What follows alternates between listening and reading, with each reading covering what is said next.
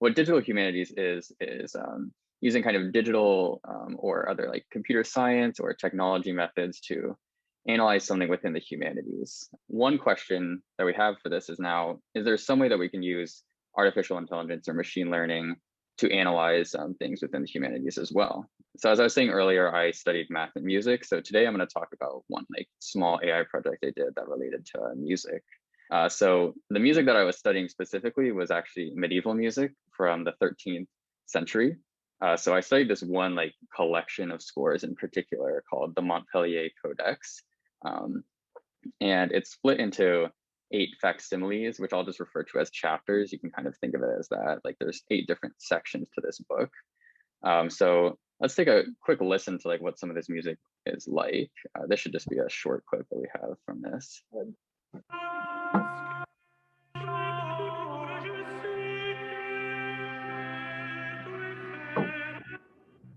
Yes, so we heard like a little brief clip of that, and from that you can probably tell that this music is pretty far off from like some of the music that we'd be listening today mostly. You know, music analysts are interested in this because it represents a sort of period when music was still developing. Like a lot of the rules that we're used to now, or like rules I should say for music, were still like in development and being found. You can even tell like from the original book, which you can see here, if you've ever read music or you're a musician now, this looks pretty different from what you're used to. Even like the music notation itself was still developing. So as I was saying here, we had like 8 different chapters for that. So if we go to the next slide, we can kind of introduce the problem that we're looking to solve with the neural network. So basically the problem was whether or not we could train a network to classify these pieces from the Montpellier Codex. So essentially the goal was to, input a piece of music from this repertoire, train it on a neural network, and then have it output what it thought the chapter number was. Now there was 8 possible chapter numbers, so this is just a classification problem with 8 different possible outputs. And basically if this network could test well, then it could give us some indication of, that there are some distinguishing factors between these chapters. People think that they were written at different times, anywhere from like 10 to 20 years in between some of the chapters. So if they're able to see that, the network can distinguish it, then maybe it means that there are like a lot of more distinguishing factors and that maybe these were written in like drastically different times.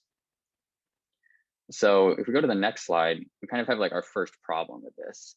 How can we actually input music into a neural network? So essentially with feature extraction, you have the piece of music and you're trying to extract some numerical data from that based on like certain qualities within the music.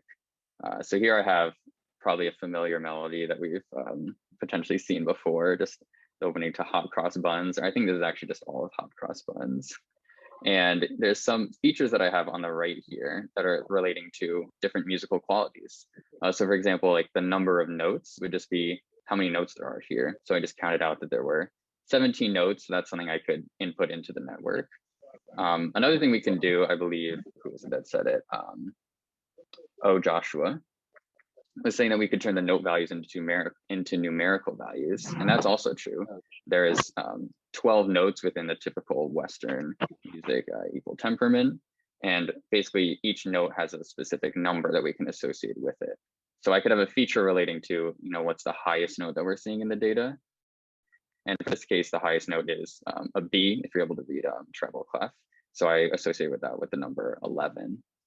Another thing I can do is, more lyrical based features. So for instance, here we have that this piece is in English. So I could have a feature called like is English and say that when the piece has lyrics in English, it's set to a 1.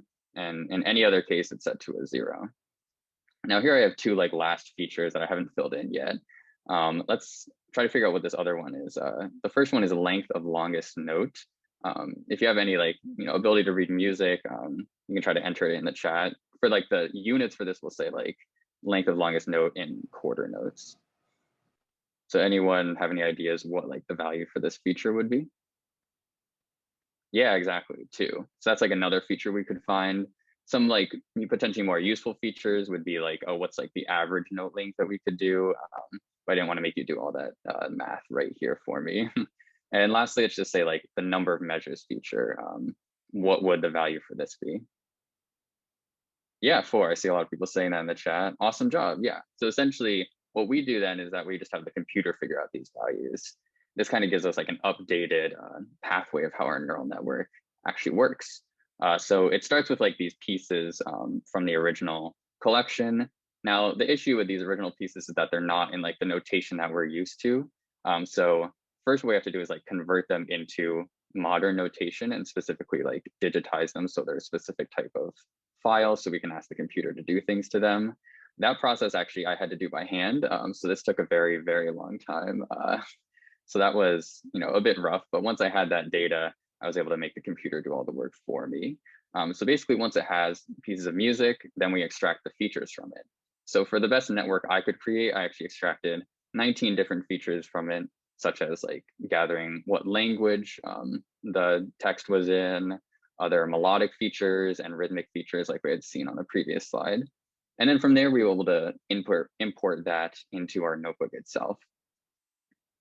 Okay, so let's actually see how well this network ended up doing. So if we go to the last slide here, we actually find that the network yields 97% on tenfold cross-validation. This might not be a term that we're familiar with, but essentially it performed very well with testing, repeatedly so, depending on how you were splitting up the data set between training and testing. So this, gives some indication that there are actually, in fact, these distinguishing factors, and it shows that there's a lot of power in using this feature extraction, that it was able actually to provide a clean way to distinguish these pieces. So, some questions we could ask from here are like, what features are most and least important for the network's learning? We could also take a look at what pieces it actually gets wrong because it's getting the majority of them right.